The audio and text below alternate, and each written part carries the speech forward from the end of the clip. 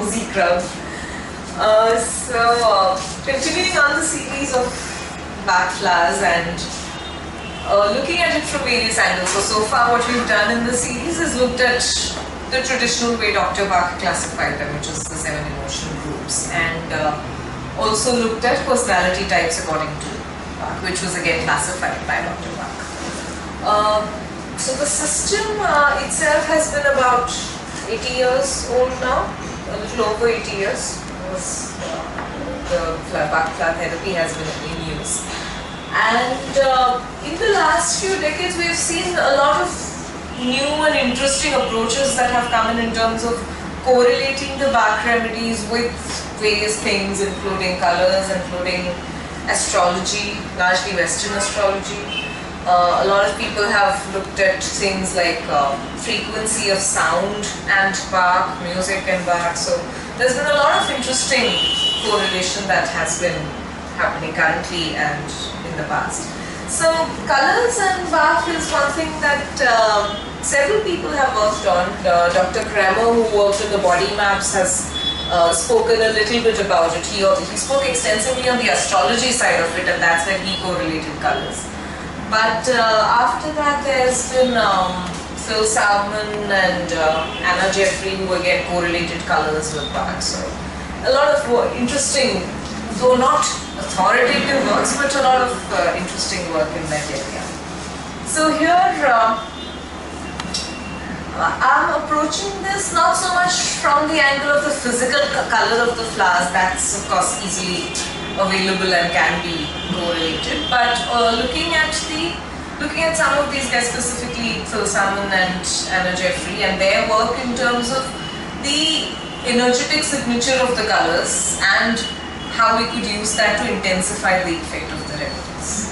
So that's what we look at today. So as a primer, of course, I'm sure we're familiar with the colors of the chakra system, right, which is pretty much the colors of the rainbow. So you have right from violet, indigo, blue, blue's the throat, green, solar plexus yellow, orange, so the sacral chakra, and the root is red. So that's the correlation. So here we're looking at that correlation plus the emotion groups. So mingling a few things here and there.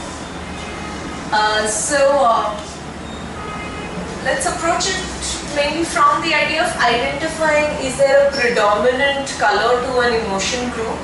And therefore, if you're using those kind of remedies, or if a person has those sort of issues that you're healing with the remedies, then it might help to supplement it with the corresponding colors. So, in that sense, sort of use color therapy in conjunction with the Bach Flower remedies. That's the approach. So, one of the emotion groups that Dr. Bach spoke about was fear. So, various kinds of fear. So, we've got rock rose, mimulus, cherry plum, aspen, and red chestnut, which are different kinds of fears that he spoke about. So, we're talking of rock rose being fear of the abstract. Like, I'm afraid of ghosts, or I'm afraid of something in this room, but I don't know what. So, that kind of a fear is rock rose, which is a fear of the abstract. You've got mimulus, which is fear of something that I know what it is. Like, I know I'm afraid of heights, I know I'm afraid of water. So that's a mimulus kind of fear.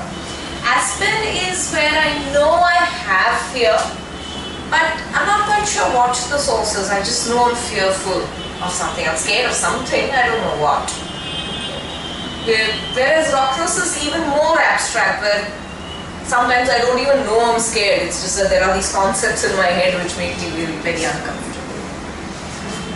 Cherry plum is what we might term the fear of the edge, where I might almost feel suicidal because I think life is too much to handle and I can't really take it anymore. So in that sense, the fear of having come to an edge and I can't see a future ahead. So that kind of fear. And then red chestnut is largely fear for others. What if my child falls down, or what if something happens to my mom? So concern for others. So various types of fear. So we're not getting so much into the emotion groups per se today, but looking at what is the overarching color, and therefore if we have to deal with any kind of fear using the Bach remedies, the appropriate remedies, what kind of color could be supplemented with. So if we incorporate or if we try to have a corresponding place in the body or a corresponding place in the chakric system for fear, fear largely resides in the sacral chakra, the hara chakra, the womb, which is the space for the creative energy and therefore also the space for fear, because fear of extinction is the primal fear which leads to all other kind of fears. So the fear of death, the fear of not existing is the primal source for all other kinds of fears that we may have. So fear in that sense resides in that region, and if we look at the chakric color here is largely orange vermilion kind of a color. So now if we look at the colors corresponding to the remedies, there is a predominance, yes, of that red-orange combination. So you've got rock rose, which is the energy color is carmine red, which is pretty bright. Mimulus is bright orange. Red chestnut is again light orange. Some varieties are a little brighter, but most of the ones used for the remedies are light orange. Cherry plum and aspen have an energetic signature which is slightly the bluish green side, but they also deal with fear. So if you're using Bach remedies for fear, it's always a good idea to use the color spectrum of orange, vermilion sort of a range in conjunction with the remedies. So you give the remedies and perhaps use color therapy in any form. It could be exposing the person to that color in terms of visual color. It could be having the person wear certain clothes which are of that particular color. It would intensify the impact of the remedy. So let's say you're dealing with a child who seems to be generally scared of going to school. Not sure what the reason is, but scared, I don't want to go to school and I don't like it and there's something very fearful about it. So that's typically the rock loose kind of fear, when the child is not aware of what fear or can't even name that there is fear. So in that kind of a situation, it may help perhaps to intensify the impact of the remedy, give rock rose, and also have the child wear carmine red or wear or look at the color in terms of perhaps having a chart of that color in the room or something like that, or meditate upon the color if that's possible, and check if the remedies work faster. And in most cases where research has been done in terms of colors plus Bach remedies, the impact has been much faster if you have been able to feed the color in any form to the person apart from just having the remedies. So, and when I say feed the color, sometimes it could even be literally feeding the color. So if you want to look at red, perhaps have a lot of tomatoes or apples where there is, and it helps because the system needs to ingest that color in any form. It doesn't matter what sense organ it comes from. So it could come through the eyes, it could come through the taste buds, it could come through physically touching and holding a crystal of that color, perhaps holding a ruby. That can help. So you can look at all varieties of exposing oneself to that color along with the remedies. It really fastens the effect. So that's one emotion group. The second emotion group is in terms of uncertainty. Now these are remedies largely for people who have trouble in terms of making decisions, and therefore they tend to be in an uncertain state.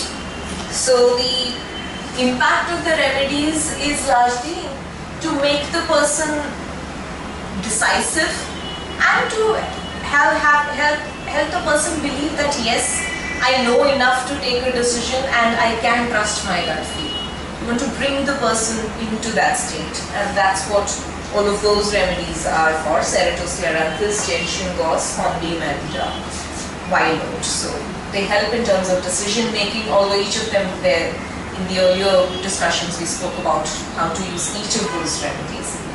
Now if you look at the colors here, they are in that green, blue, yellow range, which means uncertainty in the body seems to reside in that region of sacral, heart, and to some degree the throat. So perhaps a lot of the uncertainty or indecisiveness seems to come from a personality where the inner child is not sure how to take life ahead, or perhaps is not sure of its own decision-making skill. It could perhaps even go back to childhood experiences where one has not had good experiences with one's own decision-making, so as the person grows up, somewhere loses confidence in the process. So exposing the person to those corresponding colors. Now if you look at the corresponding colors of the flowers, we've got Cereto corresponding to indigo. Pretty interesting. The indigo is also the color of the third eye. So somewhere a deep sense of wisdom touching through Cereto. Because Scleranthus and Gentian both in the range of green, Hornbeam as well. Goss is light yellow, and Wild Oat. Wild Oat, if you look at the flower color is not really blue, but the Wild Oat flower is more like light brown. But the energy signature of the flower seems to be in the bluish range, which means somewhere it touches the heart. But in terms of healing, Wild Oat seems to have an impact on the heart chakra. So if we look at those corresponding colors, it may be again good, as we said, to feed the color in whatever form along with the remedies to intensify the impact. And yeah, in general, all of these work with the solar plexus to start with. As we've mentioned in earlier talks also, a particular remedy doesn't have only one spot to work on, although there seems to be a predominant spot, which is why it is possible to have body maps corresponding with remedies. But depending upon the situation, sometimes a remedy which is made for a particular purpose also touches all corresponding areas, and therefore it leads to the root cause of the problem. So let's say if I have let's say I'm a Scleranthus kind of a person. A Scleranthus kind of a person is somebody who will have difficulty even in a basic decision making, saying, oh, do I have Indian today or Chinese? Should I wear blue today or black? And that's a huge decision for me to take. Right? That's typically the Scleranthus kind of a person. It's very difficult to make even a simple kind of a decision. Now, typically Scleranthus, if you're talking of green, it somewhere would touch the heart. So somewhere giving me that confidence that either way is okay and I can take a decision and not be harmed by it and not have hugely negative consequences. So a simple decision in life should not be so difficult to make. So somewhere giving me heart literally to say that it's all right. But depending on where that indecisiveness comes from, Scleranthus may also touch beyond the heart. It may touch sometimes the inner ear. That's an area which Scleranthus usually works on, and that's the reason why it's also used for problems like vertigo and motion sickness. It's a hugely effective remedy. So depending on what the cause has been, the remedy might bring up memories or bring up physical sensations to give us a clue that, okay, while the impact is in the heart, somewhere there are other areas that also need to be dealt with. So while taking any sort of a remedy, it's necessary for the healer and also for the person if you're self-healing. It's important that you're aware of what's happening to you as you take each remedy. So the usual way a remedy is taken is you put a few drops in a glass of water. You may also apply it physically or ingest it. While doing that, be very aware of what's happening physically, mentally, in terms of what thoughts pop up, and emotionally, what emotions are stirred in the process. So once the person takes the remedy in whatever form, in jest or apply, think about what are the shifts that are happening. If you're administering it to somebody else, talk to the person about what's happening in all these three spheres: physical, mental and emotional. And that should give you more clues in terms of where is the remedy working. What area? Yeah, here we're largely talking of the solar plexus, so colors like yellow, green, blue should work well with this group. Then you've got the group for insufficient interest in life, so we're talking of remedies like clematics, honeysuckle, wild rose, olive, white chestnut, mustard and chestnut bud. These are remedies which deal with insufficient interest in the sense of either insufficient interest in life because I'm just too tired to deal with it, right? I've had enough problems and therefore I'm not really looking forward to life anymore. Or it could be where I'm stuck in the past and therefore finding it difficult to have insufficient interest in the present moment, and therefore it's very difficult to be present here and now, usually thinking of the past. Or I'm stuck in a pattern and therefore it's very difficult to get over the pattern and therefore again be present here and now. So those are largely where the remedies deal with. Now the corresponding chakra here is the throat chakra. The throat chakra, the color is blue, and that's where we see there is a predominance of blue there. If you look at white chestnut, mustard, chestnut bud, all of them have energetic blue signatures. There's some bit of green as well, which means there seems to be again an impact of the adjacent chakra, the heart. And except for clematis, clematis is a grounder, probably, perhaps that's the reason why the energetic signature is red copper. Red is the base chakra, the root chakra color. Clematis is something that can be used for grounding a person. So let's say you want to ground yourself before meditation. Thoughts tend to wander and you want to stay at one place. Clematis is a remedy that's used for that. So perhaps that's the reason why the energetic signature is more red than anything else. But overall, yeah, the blue-green range seems to work here. So if you're dealing with somebody who seems very listless, being unable to focus on the present moment, good idea to try exposing the person to the blue-green range of colors. And if you're using any particular remedy, perhaps use the corresponding color so that there's a heightened impact. That's a short emotion group, but a very crucial one for remedies for loneliness. Loneliness due to various reasons. The water violet, typically loneliness because the person seems to be aloof.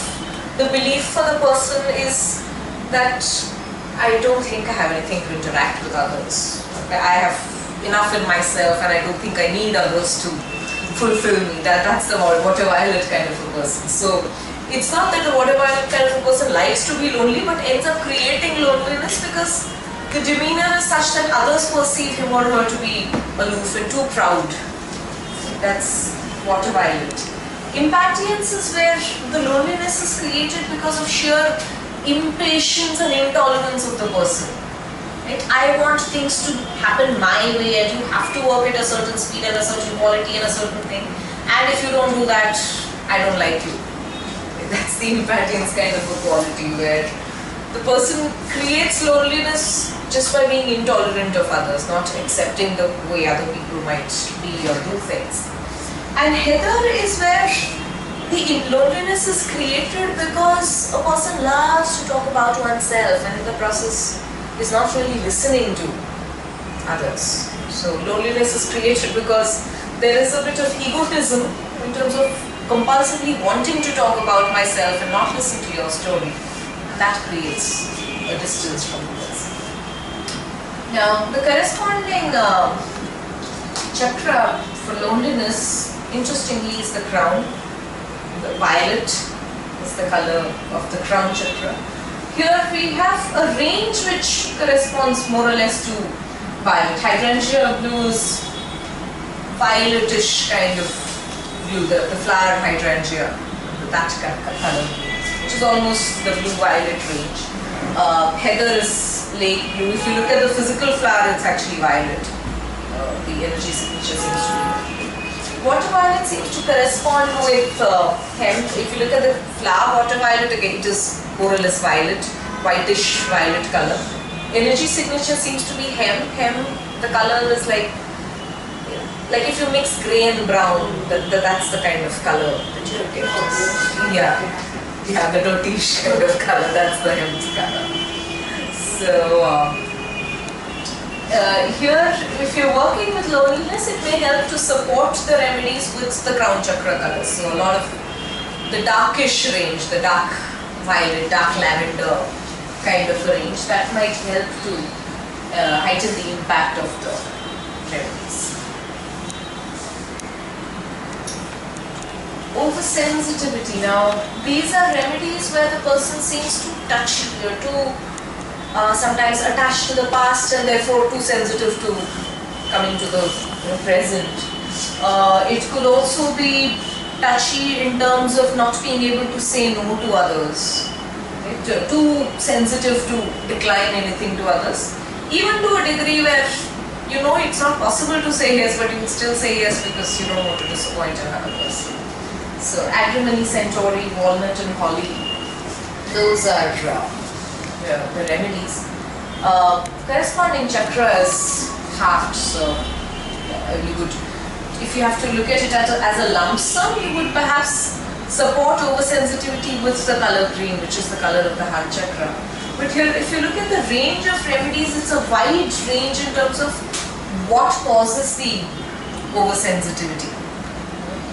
So agrimony is typically the kind of a person, the corresponding color is lavender. Interesting, now if you have to look at lavender in aromatherapy, again it has a very similar impact as agrimony. Agrimony is for a person who's outwardly very cheerful, very bubbly and inwardly crying. Right? Perhaps inwardly alcoholic, perhaps inwardly having some kind of a substance abuse issue. Someone who has problems but is really unable to discuss it because he or she believes that I have to keep a cheerful face out to the world. That's the acrimony kind of person. Lavender in aromatherapy certainly helps with those cases, but even here the lavender color seems to correspond very well with the remedy, so it might help to expose the person to lavender specifically, not just the heart chakra color. Centauri is where you have to learn to say no. You have to learn to shield yourself. Sometimes you expose yourself to energies or emotions which might hit you badly. So Centauri as a remedy helps as a shield, to build up a shield and protect yourself, to learn to say no. So pomegranate red seems to be the corresponding color. So it's not just at the heart but also seems to hit the root chakra at some point in time. Pomegranate red is typically a root-based chakra color.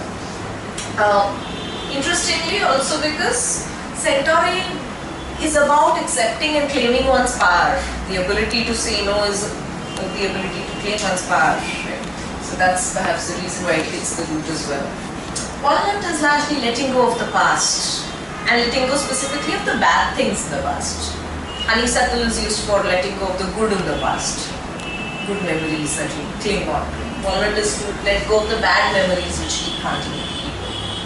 Holly is a beautiful remedy for letting go of anger, letting go of regret, of sometimes repentance to some degree, but not so much repentance, but as much as regret, feeling bad about other people hurting. So, cyclamen pink is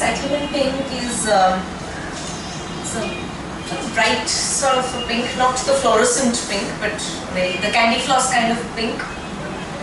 That's the cyclamen pink. Works beautifully with holly. Walnut works with sunflower yellow. So all of these plus the chakra, the color of the heart chakra added to it should have a very potent impact.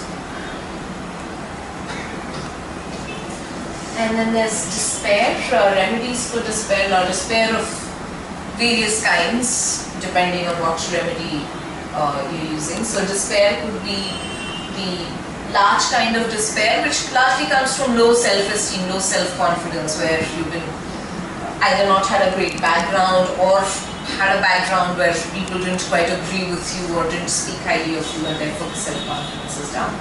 Pine for guilt, despair because of guilt and dependence. Elm is for a remedy for what's termed the weak moments in the life of the strong.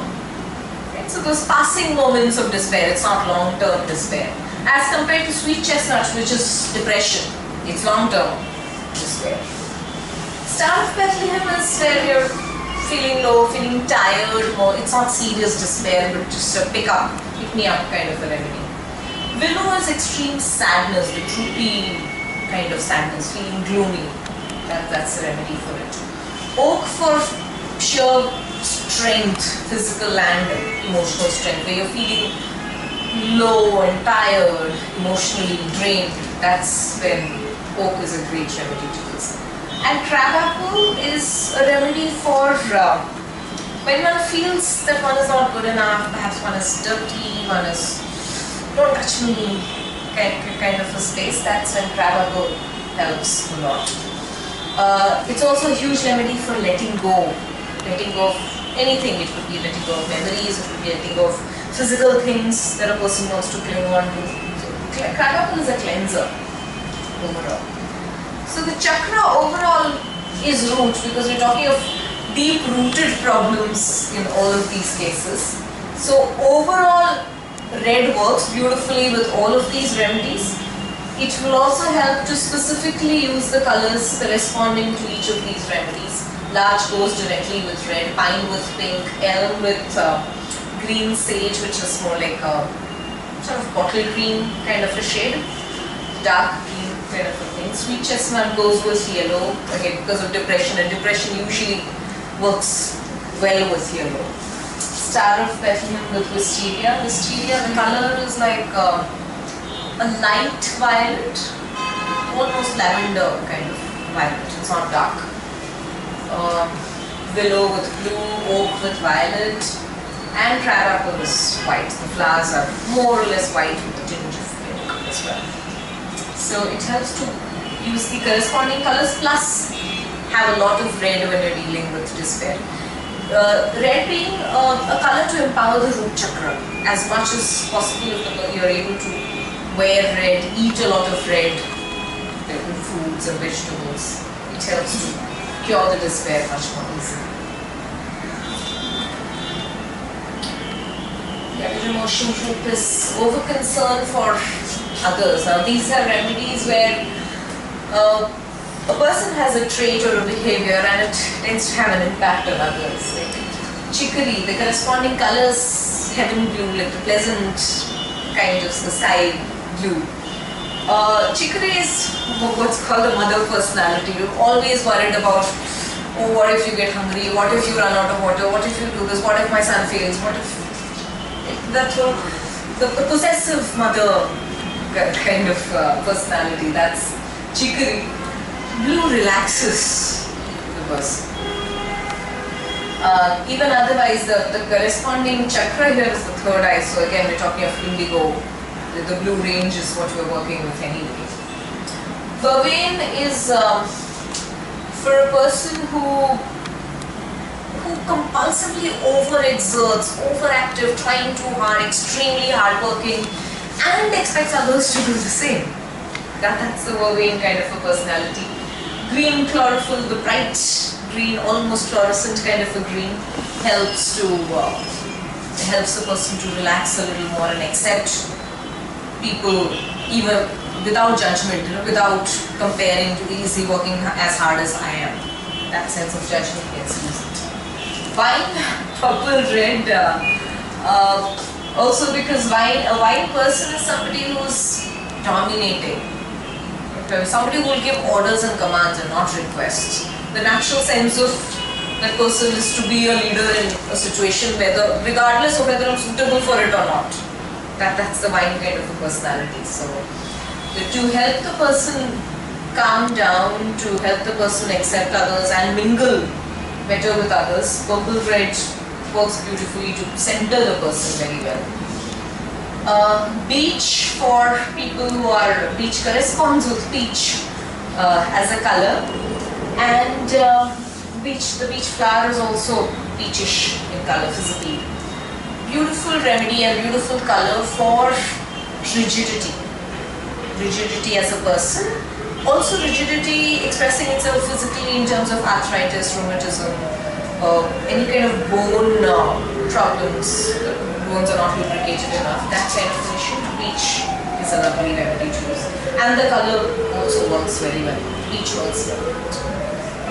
And rock water is a greyish yellow color that it's not so much a very dark color, but a very translucent grey yellow kind of a color that works well with it. Helps to expose the person visually in this case with rock water. All of these work with the third eye, so it seems to open up intuition, it seems to open up a sense of clear-sightedness for the person to say, alright, I don't have to be worried about and control the world around me, it's alright if I'm okay by myself. Because most of these are people who would want to reach out too much to the world and sort of save the world when it's not really necessary. So all these remedies work with the third eye. That's the emotion groups and the colors. Helps to experiment with the chakric colors plus the specific color of the remedy. Both of them together usually give a beautiful impact.